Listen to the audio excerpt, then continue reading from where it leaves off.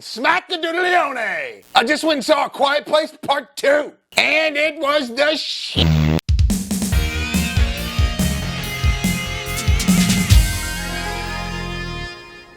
What up, guys? Bobo here with BrassReel Brothers. Thanks for coming back for some more popcorn. So many times, sequels are just put out there to cash in. There's very rarely a reason to make a sequel to movies unless it's a planned trilogy or it's part of a bigger picture, or in this case, if they just had a story that was too good not to tell. And that's what we got with A Quiet Place Part 2. I was 100% satisfied. I mean, from the opening all the way to the end, you're in it. There's no lagging moments, and even the slow parts are good slow parts. They're there to get you involved with the characters more. It does a great job of letting you get to know all the new characters that you need to know right off, but it doesn't feel forced at any means. It feels completely natural, and you're buying it. And it's not one of those sequels where everybody just looks different and they're all buttered up and they're all like, oh, it's 2.0. This one feels just like it's a part of the first one. And that's what I like about it. Sometimes if you notice in movies, they won't always say part 2, they'll just say 2.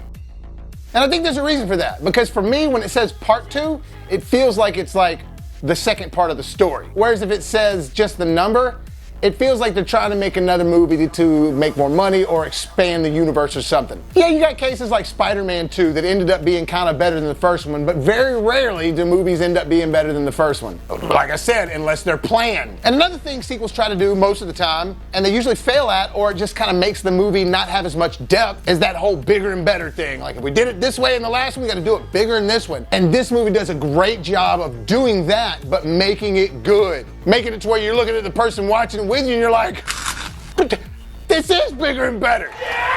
But he doesn't just up the game on the things that happen in the movie. He ups his game on the directing skills. He ups his game on the writing skills. Look, this is one of those movies that I can honestly say it is as good as I'm saying it is. I'm not going to give you any spoilers in this, but man, they do such a good job of conveying everything you saw in the old movie, bringing all those things in this new one, but adding so many new elements that you didn't think of in the first one, or some dangers that you never knew that they would come across. It's only an hour and 37 minutes long. It doesn't feel forced, and it's not dull. I mean, it's just a really well done film. Kudos to John Krasinski on this sequel. It definitely was a movie that needed to be made. I didn't feel like it was just, oh, let's just see some more.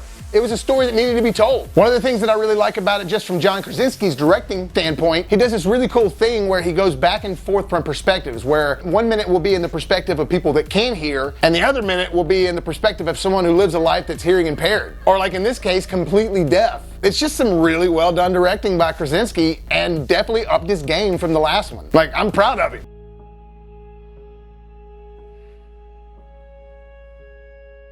The whole premise is so cool in this one because they're trying to deal with this newborn the whole time with the two other kids. And the cast from the last one is in it. John Krasinski and Emily Blunt, or as I like to call them, J-Blunt.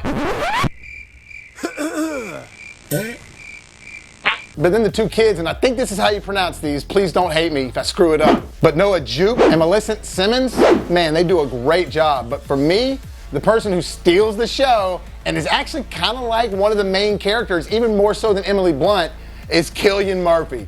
Man, he does a good job in this. You love his character right off the bat. It's just a character that you want to love, and he's cool, he's badass, and he does a great acting job. You do not see Cillian Murphy in this. You see the character he's trying to play, Emmett. And everything that you saw in the first one that was just like, oh, that's pretty clever that they have to do that, like with the sand and all the noise traps and everything. They do a ton more of that kind of stuff in this that's really logical and clever and makes a lot of sense. And they think of everything, I gotta say, just when you're like, all right, but if they make sound over here, why wouldn't they be? Oh, there it is. You know, I mean, it's really well done. You see why they're doing everything they're doing, and there's an explanation for it. And like I said before, because the story is so good in this movie, and it was a story that needed to be told, when they raise the stakes in this movie because it's a sequel, it really works well. The monsters are still just as good. You see more of them, but it's still not too much. It's still to where it's like in the background or on the side. And when it's in your face, it's not shoved in your face. It's done really well. Another thing I gotta say, the way Krasinski just juggles all these different tense situations at the same time. Like, he does a lot of cool things in this one where they kind of have to get separated at moments. And I'm not gonna spoil anything, I'm just gonna give you that. Because this is really an original story. It's different from the first one completely, while being the same feel because they're in the same situation. But not really.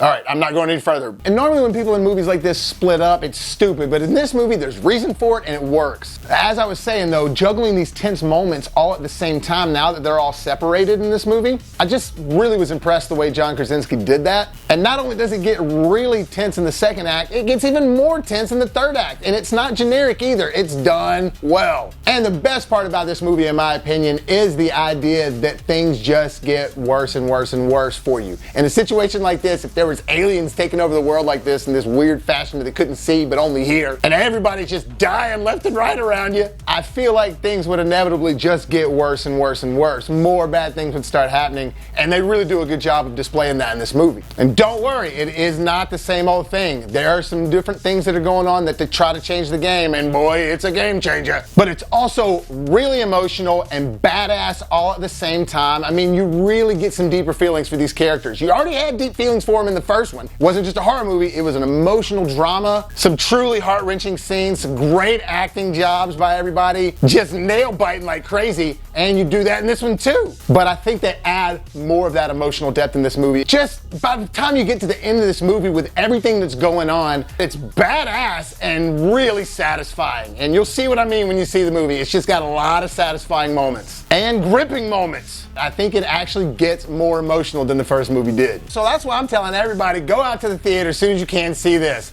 I give it an A+. Not only is it a great part two to an already awesome horror movie, it's not just that. It's a really engaging story that needed to be told, and it's really well done. Well, that'll do it for this video, guys. Thanks again for joining me for some more popcorn. Hit that like button if you enjoyed the video. Sorry I've been gone for a few days. I just had a lot of stuff going on. Family weddings, side jobs here, side jobs there. But I got a couple of ones coming up soon that I think will be a treat for y'all. Look for BrassReel Brothers on Facebook. Look for Bobby Williams on Facebook. You can find me on Twitter, BrassReel Bobby at BrassReel. And if you haven't done so already, hit that subscribe button so you can help us make it to the top. And as always, if life gives you lemons, make some hot, fresh popcorns.